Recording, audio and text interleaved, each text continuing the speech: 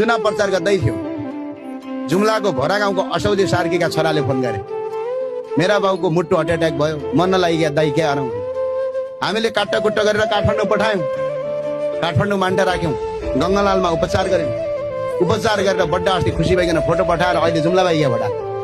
यदि चुनाव प्रचार मात्र नगए आज असौजे सार्कीको मृत्यु हुन्थ्यो, एउटा घरमा जुम्लीको स्वर्गवास हुन्थ्यो। आज जीवन बाँचेको छ। यही हो तपाईँहरूको अरू केही पनि गर्न।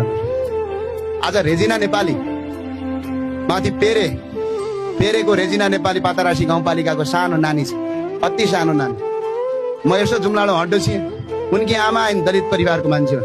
आँखाबाट आँसु तत्तर झार्दै मेरो छोरी मर्न लागि मुखियाहरू रुपियाँ छन् कि नाइ भने नाइ भने मैले यही नेपालगञ्ज र कोलपुर बस्ने दाजुभाइकन फोन गरेँ, जाऊ 10 बिघा अस्पतालमा उपचार गरिदेऊ, कसैले 2000 कसैले 10,000 हालिदेऊ, त्यसको जीवन बचाउनु पर्छ भने।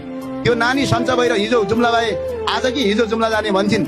उसकी आमाले हिजो भिडियो सन्देश जारी गरेकी छन्, मेरो छोरीको जीवन बाँच्यो, म माओवादी हौँ तर भोट ज्ञानेन्द्र साईलाई हाल्छु भन्छन्। बस यही हो चाहिएको, अरू केही होइन।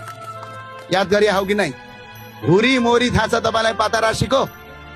हुरी मोरी थाहा पाएको छ? पातारासीको माथि औँदा गाउँ हो। त्यो गाउँमा किडा खोइना कहाँ गया? किडा भनिया बुझिया हौ?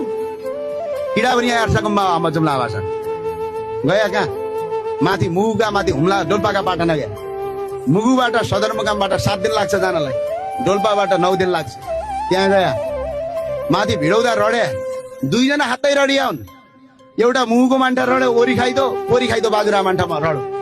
2 जना रडेर के भयो पुनः?